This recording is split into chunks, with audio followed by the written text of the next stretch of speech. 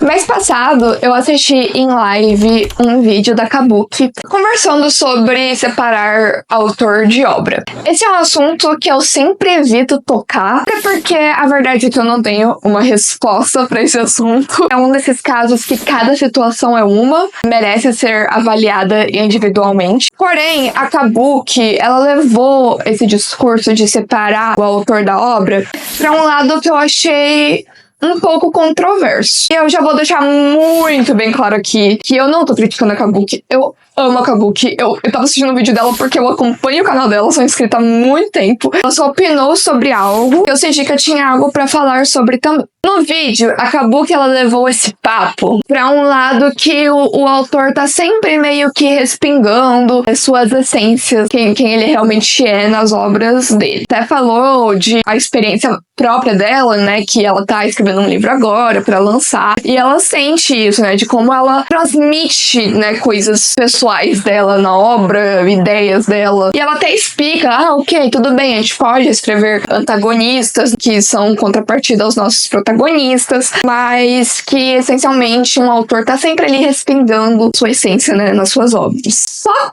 que não é bem assim, na verdade. Pelo menos eu discordo bastante disso. Porque e se eu quiser escrever uma história sobre um vilão? E se eu quiser explorar a mente de alguém que tem absolutamente nada a ver comigo? Moralmente, nem eticamente. Então, no vídeo de hoje, a gente vai dar uma analisada em autores e suas obras, enquanto a gente vai explorar essa ideia de separar autor de obra. Eu não acredito que autores estão sempre respingando suas essências em suas obras. É claro que na nossa zona de conforto, eu posso estar escrevendo sim uma protagonista que reflete quem eu sou, até porque se eu quero escrever personagens tridimensionais, quem é melhor pra eu me basear do que eu mesma? Eu que sei meus medos, eu que sei minhas angústias, eu que sei meus conflitos internos, meus maiores desejos. Então é normal, tipo, pra um autor, sim, respingar. É normal você basear seu protagonista, principalmente em você mesmo. Eu faço isso, eu já fiz isso. Porém, a literatura e a arte em geral, ela tá ali pra além disso. Além de explorar os nossos próprios medos, nossas próprias angústias, eu acredito que a literatura e a arte em geral está ali tanto para autores quanto para leitores que desejam sair de sua zona de conforto e explorar outras faces humanas. A verdade é que literatura é uma grande fonte de empatia. E eu quero deixar bem claro que quando eu digo empatia, não é simpatia, né? Empatia é muito mais sobre você entender um lado que não necessariamente você simpatiza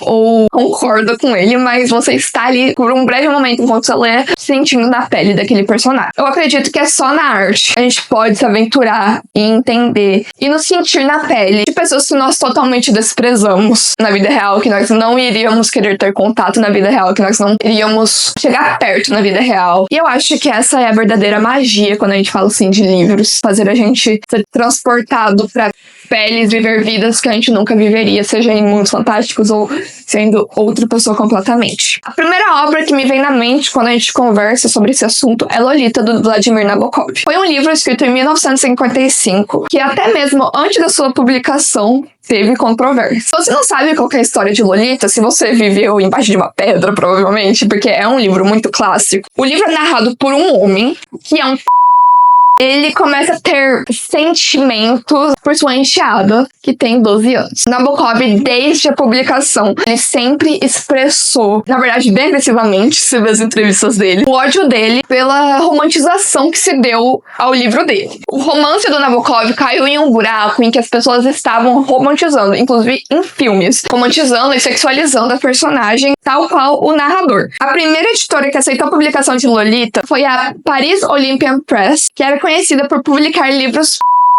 cujo Nabokov não sabia na época. Em uma entrevista para o Paris Review, o entrevistador falou para o Nabokov: um crítico disse que você diminui seus personagens a ponto de eles se tornarem cifras em uma farsa cósmica. Eu discordo. Humbert, embora cômico, mantém uma qualidade tocante e insistente, a do artista mimado. E aí o Nabokov respondeu: eu colocaria de outra forma. Humbert é um homem miserável, vaidoso e cruel que consegue parecer tocante. Esse epíteto, em verdadeiro sentido iridescente, só pode pode ser aplicado à minha pobre garota. Mônica Gustova, do Literary Hub, escreveu um texto sobre como Lolita é Nabokov, sugerindo que talvez o romance teria sido inspirado pela própria infância do autor, ao invés de especulações que a Lolita talvez teria sido inspirada pela Sally Horner, que foi sequestrada em 1940 e foi um caso muito famoso, né?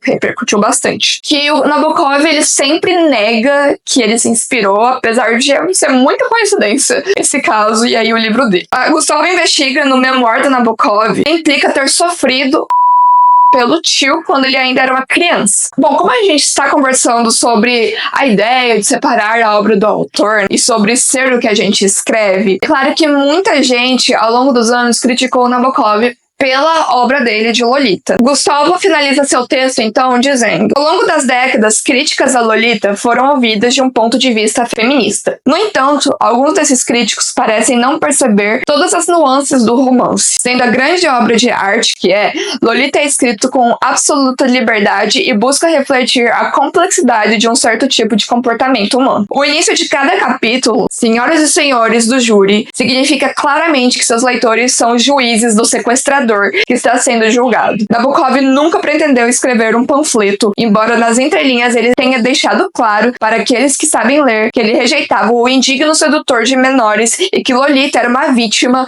assim como o próprio Nabokov. Para finalizar essa parte, Nabokov também ele expressa a mesma ideia que eu falei no início do vídeo, sobre como a literatura, ela não está necessariamente ali para educar, ela não está necessariamente ali para a gente colocar um código moral. Nabokov escreve em seu prefácio: há generalidades morais e sociais em meu livro, e em todos os livros nesse caso, mas eu não gostaria que o leitor as aceitasse como minha mensagem. É um erro grave pensar que o propósito de um escritor é educar ou reformar. Seu propósito é deleitar, encantar, cativar o leitor com a sua imaginação. Pessoal, se vocês estão gostando desse vídeo, por favor, não esqueça de deixar o seu like, se inscrever no canal, porque assim vocês vão me ajudar muito a crescer. Eu quero muito chegar em 3.000 esse mês, então, por favor, me ajuda a conquistar essa meta. Vocês também podem compartilhar esse vídeo com quem vocês acham que pode gostar. Considera virar membro aqui do Museu Invisível, assim vocês vão ter conteúdos exclusivos pra vocês. Vamos voltando pro vídeo agora. Em 2024, um dos filmes indicados ao Oscar foi Anatomia de uma Queda. Pra quem não assistiu esse filme, eu indico assistir, porque é um filme muito bom. Eu não vou dar muitos spoilers, mas basicamente nós acompanhamos uma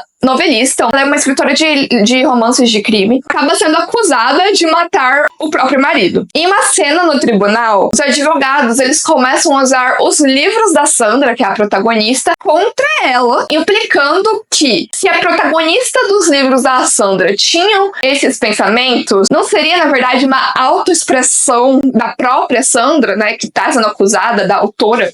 E é justamente aí que eu queria chegar. Se a gente assumir que as obras são reflexos dos artistas, dos autores, o que impede autores que fazem questão de escreverem coisas fora de sua zona de conforto, que fazem questão de escrever sobre personagens moralmente questionáveis ou simplesmente detestáveis, de serem julgados por suas obras. E, cara, tem um monte de livro que é assim, pega aí Dona Tartt com A História Secreta, ou até mesmo a Suzanne Collins com A Cantiga de Pássaros e Serpentes. Eu começo a achar que esse discurso acaba sendo um pouco problemático. Pode-se dizer que cai numa forma de censura sobre o que devemos ou não produzir como artistas. Normalmente eu quero enfatizar que eu não acho que a Kabuki acha isso, tá? Eu só acho que ela acabou indo pra esse lado quando ela queria conversar sobre separar a obra de artista, quando ela queria falar de artistas que realmente são problemáticos. Mas acabou que talvez não tenha considerado esses outros lados. Eu sei que eu tô exagerando, por exemplo, com Cantiga de Pássaros e Serpentes, pra mostrar como que esse discurso pode chegar até aqui, entendeu? A gente pode ter caído em uma conversa que podemos dizer, estamos lendo livros do gênero de crime, ou sabemos que esses protagonistas eles vão ser punidos pelo que eles são, livros que claramente não são românticos, né? Mas aí a gente pode então falar assim dos livros românticos. Pode explorar, por exemplo, o conceito, né, do Dark Romance, que é um fenômeno do BookTok, né? Eu não sou uma leitora de Dark Romance, mas eu vou trazer aqui pra vocês um artigo que eu achei bem completinho, na verdade, que ele traz os dois lados da história. Então, o que é o Dark Romance? O Dark Romance tem como ideal combinar elementos românticos com temáticas sombrias e perturbadoras, como a violência contra a mulher, o relacionamentos tóxicos, submissão e mais. A escritora Olivia Lowry, do livro O Peso do Vazio, falou que o Dark Romance é um movimento literário do romantismo sombrio que deriva do subgênero do romantismo. E essa raiz é muito profunda. Existia para mostrar a realidade crua em contrapartida com o romantismo otimista. Nunca gostei de coisas levezinhas, como livros de comédia romântica. Eu sempre senti necessidade de explorar temas mais sombrios. Por mais problemático que fosse o Dark que eu lesse naquela época, era aquilo que eu conseguia entender e eu me identificava. Outra autora, Evelane Oliveira, falou: "Nós gostamos do diferente. Os romances dark nos instigam mais que outros. Somos levadas pela curiosidade e uma distorcida paixão pelo erro." Além disso, a Evelane conversa sobre limites, porque tem muito papo sobre se deveria colocar limites no dark romance, né? Ela fala que ela não, por exemplo, toca em assunto de as obras dela, por mais que as obras dela sejam dark romance. Acho que esse tema abordado por uma mulher em um livro para mulheres nos fere. Não o assunto em si, mas ele ser feito pelo protagonista que está ali para amar a mocinha, mesmo com todas as suas características cruéis. É uma linha que jamais irei cruzar. Mas aí é claro que tem um outro lado de pessoas que acham que o Dark Romance é livre pra explorar o que quiser. Afinal, o nome tá ali, né? Dark Romance. Tem uma leitora, eu acho que ela é uma booktalker, ela falou: "Abordar um assunto não quer dizer que se compactua com ele. Inclusive, vem escrito na nota da autora sobre ser uma obra fictícia. Existem em filmes e séries as mesmas cenas ou até piores e as pessoas decidem se querem ou não ver. Assim deveria ser com o Dark Romance também. Esse gênero não é para todos, assim como filmes de terror ou literatura clássica também não são." Eu também quero trazer um ponto que foi levantado no podcast Chá da Meia-Noite. E tem um episódio que elas justamente conversam sobre Dark Romance e os limites do Dark Romance, né? E a Bia, ela fala sobre como ela acredita que muitas pessoas usam, na verdade, o Dark Romance, o gênero, como uma cartada, né? Pra justificar e romantizar crimes e violência contra a mulher, o que ela não está de todo errado, né? No final do dia, essa discussão do Dark Romance acaba sempre entrando em um consentimento de que as pessoas devem ter um discernimento, né? Sobre esses livros, né? De como eles devem ser marketados, como eles devem ser classificados como materiais adultos, e que as pessoas que leem devem ter esse discernimento, sim, entre o que é uma ficção e o que é a realidade. Muito engraçado porque, enquanto eu tava escrevendo o roteiro desse vídeo, surgiu a polêmica da autora, eu esqueci o nome da autora e eu não anotei no meu roteiro, mas eu peguei o nome do livro, que é o do Daddy's Little Toy, que é uma autora australiana, que ela foi presa, né, pela sua obra que continha... Eu vou dar um resumo muito breve, até porque eu não me aprofundei nesse assunto, então eu vou indicar a vocês a irem assistir o vídeo do Paulo Hatz, onde ele contou toda a treta. Mas enfim, basicamente a história é sobre um homem que se apaixona, entre muitas aspas, pela filha do amigo dele, quando ela ainda é menor de idade, e a gente tem o ponto de vista dela também, que também tá interessada nele. E assim que ela fez 18, eles começam a ter um caso. Você se pergunta, né? Tipo, por que essa autora foi presa? Foi canceladíssima. Mas o Vladimir Nabokov, Lolita aí, tão como clássicos, né? O livro foi banido, o livro foi bem polêmico, mas o autor em si, né? Ele não foi julgado nem preso por isso. Tem gente que cancela ele, mas enfim. Bom, eu acho que pra começar a gente tem que olhar para as leis da Austrália, né? Que são muito rígidas. Outra coisa a se considerar é épocas, né? Também. E também a autora, ela escreveu um livro romantizando o assunto. Ela até fez uma justificativa, uma desculpa. Tipo, na desculpa dela, ela fala que eles só ficaram juntos quando ela fez 18. Quanto Lolita, apesar de que o narrador tem essa visão romantizada da menina, é um livro que o Vladimir Nabokov sempre deixou claro que é um narrador criminoso, cruel. É um livro romântico, e o livro em si, se você lê com discernimento, você vê que tem algo de errado ali, que não é certo aquilo, sabe? E aí a gente vai pro outro ponto dessa história inteira: autores cancelados. Eu acho bizarro quando a gente conversa sobre separar autor da obra e entra em conversa sobre nós escrevermos sobre quem nós realmente somos. Até porque tem autores que são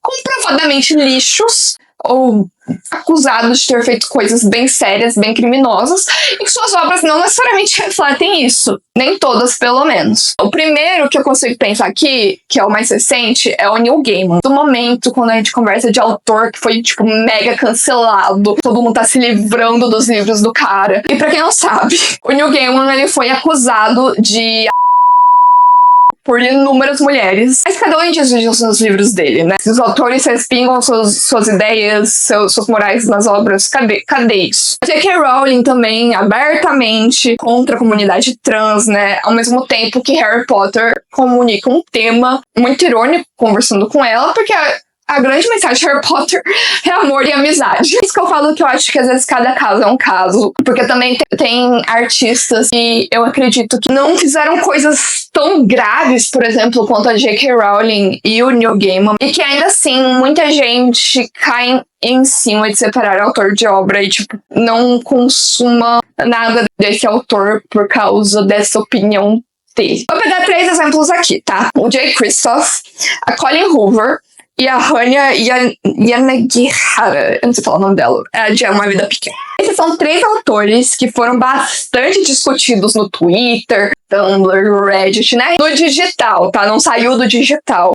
E eles foram discutindo suas bolhas, pelo menos na minha bolha, sobre seus supostos cancelamentos. O Jay Kristoff, pra quem não sabe, ele é um autor mega famoso e muito amado por muitas pessoas. Ele escreveu a série Nevernight, ele escreveu parceria com uma outra autora que é Amy, alguma coisa, uma duologia de sci-fi que é Illuminae. E tem uma de vampiros, que eu acho que é The Vampire Chronicles, eu posso estar errada. Tem vários livros. Só que ele tem muitas polêmicas, muitas acusações de apropriação cultural e sexualização de uma personagem feminina que é menor de idade. Eu não vou me adentrar muito porque, como eu falei, tenho curiosidade dos livros dele, mas eu não li ainda, né? Então, tudo que eu tô pegando é coisas que eu vi da internet, tá? O que eu quero chegar com isso é, ele tem muitas acusações, ele tem muita gente falando que se sentiu ofendida, das coisas, mas também tem muita gente que defende ele, não viu isso, entendeu? Então, é muito mais uma questão de opinião. Por exemplo, eu vou jogar Advogado do Diabo aqui, tá? Lembrando, eu não li os livros dele, então eu não sei direito do que eu tô falando. Mas eu estou fazendo Advogado do Diabo com base no que eu vi o povo falando. Muita gente acusou ele de apropriação cultural da cultura asiática. Quando perguntaram pra ele o que ele fez pra pesquisar sobre a cultura asiática, ele fez uma resposta engraçadinha e foi bem estereotipado, falando, consumi muito sake, vi muito anime, essas coisas. E aí o povo caiu muito em cima disso. Só que, ao mesmo tempo, ele depois voltou, ele falou sobre isso, ele falou, cara, isso numa piada que saiu do contexto, mas eu fiz muita pesquisa, eu entrei em contato com 4 amigos que moraram no Japão, que são do Japão, e muitos livros. Ele meio que se retratou dessa piada. Eu não tô passando pelo amor de Deus. Muita gente, atualmente, celebra e conversa sobre o fato de que a gente tem que ter mais representatividade não europeia, sabe, americana, nos livros de fantasia épica, sabe, precisa de elementos de outras culturas. Aí, por exemplo, ele foi acusado de apropriação cultural. Então, qual que é a linha? Porque eu penso, por exemplo, na Libardo. Eu sempre coloco a Libardo em algum momento. Daqui a pouco eu tô jogando o nome dela e o povo começa a cancelar ela, socorro. Mas, em Sombriossos, no mundo Grisha, né? Um mundo de fantasia épico. É uma alta fantasia, é um universo que ela criou. Que ela se baseou muito na Rússia Imperial, pro reino de Ravnica. E tem, inclusive, um reino, que é o Shuhan, que é inspirado nos países asiáticos. Por que ela não foi acusada de apropriação cultural, mas o Jay Kristoff foi? O que eles fizeram de diferente? E você concorda comigo que pra você entender o que eles fizeram de diferentes, você teria que ler os 2 livros? Não adianta você sair cancelando e falando pra não ler, sendo que pra ter um discernimento, você teria que ler e entender. O que ela fez de certo e o que ele fez de errado? Como saber disso? Porque no final, eu acredito que é só lendo que a gente vai descobrir. Colleen Hoover, ela também é uma autora que muita gente cancela ela e os livros dela, né, por ela tratar assuntos sérios de maneiras muito banais, né. A Hanya Yanagihara já falou que é contra a terapia, né, e a favor das pessoas encerrarem a própria vida, que cancela o livro dela, né, Uma Vida Pequena, por ser gratuito, choque gratuito. Só que assim, gente, nem ela, nem o Jay Kristoff, nem a Colleen Hoover, até onde eu sei, estão ativamente querendo machucar um grupo, uma minoria.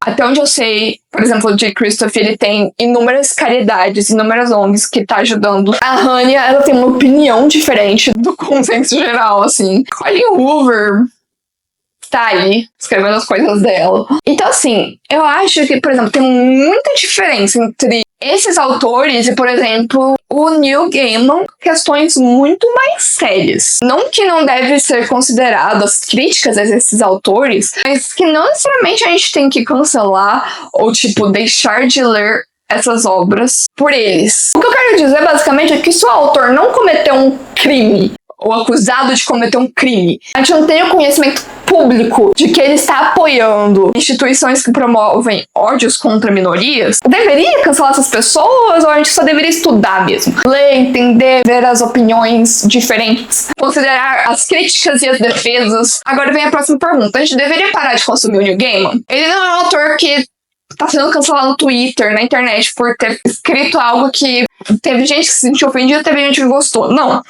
O cara, fora das obras dele, tá sendo acusado de um crime por inúmeras mulheres de algo muito grave. Deveria eu promover as obras desse autor e comprar as coisas dele? Eu julgo que não. Eu não faria isso. Eu não vou fazer isso. Mas eu não vou fazer isso também porque ele reflete isso nas obras dele. Só porque eu sei que essa é a carreira dele e eu não quero apoiar a carreira de alguém que está sendo acusado de um crime muito sério. E eu quero também entrar um pouco no tópico da J.K. Rowling, que a gente já sabe que ela já se provou ser uma pessoa extremamente transfóbica. Ela usa da fama e do dinheiro dela de Harry Potter para apoiar instituições transfóbicas, muito parecida com o Neil Gaiman, né? Essa ideia de não consumir as obras dela, não porque ela reflete essa sua transfobia nas suas obras, até porque nem tem personagem trans em Harry Potter, talvez seja isso. Mas aí a gente pode falar de inúmeras outras obras da mesma época que também não tem. Só que o autor não fala as falas problemáticas dela, né? A gente pode falar que a gente não quer mais consumir os livros e as coisas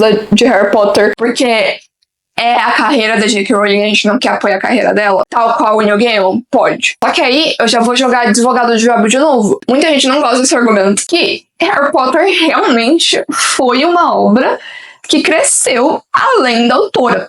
E isso acontece. Isso acontece tal qual, sei lá, Arthur Conan Doyle ou Sherlock Holmes. Hoje em dia, Harry Potter é a franquia mais rentável do mundo de fantasia. É difícil pensar em algo que chega aos pés. Eu fui tentar pensar assim de cabeça e eu pensei em Game of Thrones. E ao mesmo tempo, Harry Potter é maior porque Harry Potter abrange um público maior, né? Vai da infância até os adultos. Harry Potter tem filme, Harry Potter tem peça de teatro, Harry Potter tem parque. Harry Potter tem muita coisa. É um fenômeno tão grande, Harry Potter, que tem muita gente. Eu não quero também adentrar tanto, porque eu não sou alguém da comunidade trans, né? Mas eu tentei trazer depoimentos. Tem muita gente da comunidade trans que abomina a J.K. Rowling e, ao mesmo tempo, defende o consumo, o próprio consumo de Harry Potter. É muito bizarro que essas pessoas têm que se defender. As pessoas trans têm que se defender por querer consumir Harry Potter. Quem sou eu pra julgar? No lançamento de Hogwarts Legacy, pra vocês terem uma ideia, teve um barulho imenso de pessoas realmente fazendo bullying com todo mundo que estava jogando Hogwarts Legacy em live. Tinha muitas pessoas trans jogando Hogwarts Legacy, sendo cancelados, sofrendo bullying por pessoas cis por estarem jogando um jogo de Harry Potter. Ao mesmo tempo, muitas pessoas que jogaram o jogo arrecadaram dinheiro, elas monetizaram em cima do jogo enquanto estavam fazendo live streams e doaram para instituições, ONGs, casas que acolhem e protegem e são dedicadas a de pessoas trans. Aqui no Brasil, eu consigo pensar já na Bimon, que eu amo, e a Vanessa Wolff. São streamers trans, elas jogaram Hogwarts Legacy e arrecadaram dinheiro pra doar pra instituições. Por exemplo, a Vanessa Wolff, ela arrecadou, gente, R$20 mil para 2 casas. Muito mais eficiente que um boicote que faz cócegas na J.K. Rowling, sinceramente. A Vanessa Wolff disse: inicialmente eu fiquei muito em dúvida se jogaria ou não, pois não quero ajudar a J.K. a financiar empresas e instituições que não reconhecem e não respeitam as pessoas trans. Mas eu sou fã da saga Harry Potter bem antes das declarações polêmicas dela. Eu sou streamer e eu amo jogos de magia, RPG, etc. Queria muito jogar e também criar conteúdo em cima. Eu, como fã da saga, acho super importante pessoas trans como eu e aliados da causa que ainda querem consumir obras da autora procurar reverter de certa forma os danos que ela causa, fazendo doações a projetos que ajudem pessoas trans, manifestando repúdio às declarações dela e incentivando outras pessoas a fazerem o mesmo. Quer consumir? Consome, sabe? Porque você faz cócegas na J.K. Rowling ao boicotar e também você faz cócegas ao consumir. Ela ganha dinheiro tão absurdamente, gente. Olha o tanto de gente boicotando ela e ela ainda assim tá podre de rica. Então eu acho que muito mais do que ficar boicotando Harry Potter, que tá se provando ser algo não muito eficiente, talvez o caminho seja falar abertamente, tentar reverter os danos, não boicotando, mas fazendo doações para instituições que acolhem causas trans, né? Ajudem as pessoas trans a manifestar repúdio. É o que a Vanessa Wolff falou, né? Eu também queria compartilhar um artigo muito legal que eu vi. O artigo é Witch Hunting, I'm Trans, Stop Attacking Hogwarts Legacy and People Who Play It on My Behalf. Então, era de uma pessoa trans que falou sobre como que não tá gostando dessa repercussão das pessoas atacando outros que estavam jogando Hogwarts Legacy por causa da J.K. Rowling. E também falou, em geral, do consumo de Harry Potter e se é ou não errado. E basicamente, essa pessoa também fala sobre como é muito mais eficiente ressignificar Harry Potter e ser mais ativo pela comunidade trans do que necessariamente ficar esquecendo, jogando de lado Harry Potter e ignorando. É muito mais eficiente fazer o feitiço melhor contra o feiticeiro, no caso. A pessoa também fala que nem precisa de Harry Potter, que tá tipo, e daí que você consome ou não? O que mais importa é se você está fazendo algo a respeito para ajudar as pessoas da comunidade trans. Eu não quero dizer se você deve ou não consumir Harry Potter, até porque eu não sou a pessoa ideal pra isso. Eu não sou uma pessoa trans, eu sou uma mulher cis. E eu não quero dizer, você deve consumir Harry Potter, seu boicote está errado. Não, até porque mesmo eu mesma não me sinto confortável em comprando mais coisas oficiais. Mas ao mesmo tempo, eu não vou deixar de ir ver meu amigo atuando como Albus Dumbledore na West End em A Criança Amaldiçoada no teatro por causa da J.K. Rowling. Porque eu prefiro apoiar meu amigo. Eu tô ajudando ele muito mais do que eu estar prejudicando a J.K. Rowling ao não ir na peça dele. Ou, eventualmente, se eu quiser assistir os filmes de Harry Potter, eu vou. Até porque eu acho que se a gente entrar no assunto filme, por exemplo, não é só a J.K. Rowling que está recebendo dinheiro por esse filme. O elenco está recebendo ainda, diretores, compositores, todos esses artistas ainda estão recebendo dinheiro por Harry Potter. Inclusive pessoas, por exemplo, o Daniel Radcliffe, a Emma Watson e o Rupert Grint, que apoiam ativamente causas trans, já falaram contra a J.K. Rowling. Você está boicotando uma pessoa, ou você pode estar ajudando outras 3. Eu vou dar até um exemplo um pouquinho assim de One Tree Hill. Mas One Tree Hill é uma série muito famosa, teen, adolescente. Durante o movimento Me Too, foi denunciado pelo elenco inteiro o criador da série, o Mark Schwann. Teve condutas inapropriadas e todas as mulheres do set, principalmente a Hilary Burton. Ao mesmo tempo, atualmente, as 3 protagonistas, a Hilary Burton, a Bethany Joy Lanza e a Sophia Bush, fazem um podcast promovendo a série, elas divulgam a série, elas conversam episódio por episódio da série, elas falam das problemáticas, elas falam dos acontecimentos atrás do set, tudo que estava acontecendo de errado, e elas também falam muito das coisas boas de One Tree Hill. Cara, se a Hilary Burton, que é a pessoa que mais abriu nas mãos do Mark Schwann, tá ali promovendo a série, essas coisas, quem sou eu pra, não consumir a série porque o cara ainda recebe, sendo que a gente tem todos esses artistas que também recebem pela série e valem muito mais do que um lixo daquele cara. A conclusão final desse vídeo é que nada é preto no branco. Acho que no final o que mais importa é consumo consciente. É você se informar, é você saber do que você está consumindo, é saber o que você está apoiando, quem você está apoiando, quem você está deixando de apoiar. É buscar saber mais dos autores, é buscar saber mais das obras dos autores, é ter discernimento sobre o que é vida real e sobre o que é ficção. Sim, eu acho que é possível separar a obra do artista, mas não do jeito que as pessoas falam. A obra não é um reflexo do artista. No final, eu acho que a pergunta verdadeira é: você quer consumir o produto de alguém, independente do que é esse produto dessa obra, por conhecer os valores morais e crimes talvez cometidos por essa pessoa? E isso é independente de obra, isso é independente de arte. É só você quer consumir algo feito por essa pessoa, você quer assistir algo feito por essa pessoa, ler algo, ver um jogo de futebol, você quer contratar os serviços de alguém que faz isso. Esse é o ponto geral. Não é sobre separar arte de artista, é sobre você quer apoiar alguém que não condiz com o que você acredita. Gente, se vocês gostaram desse vídeo, não esquece de deixar o seu like, se inscrever aqui no canal para mais conteúdo, mais debates polêmicos. Desculpa se vocês ouviram muito grito de criança, como eu tô suando. O quarto que eu gravo pra ter o cenário bonitinho não tem ar-condicionado. E aí eu tenho que deixar a janela aberta. E aí tem que as crianças gritando. Vocês querem me ajudar a comprar um ar-condicionado pra pôr aqui, pra vocês não ficarem vendo minha cara suando? E vira membro do Museu Invisível, assim vocês vão ganhar muitos benefícios. Vocês vão ter vídeos exclusivos, vocês vão ter clube de leitura, vocês vão ter clube de escrita. E vai ter muita coisa dedicada pra vocês. Eu vejo vocês na próxima. Tchau!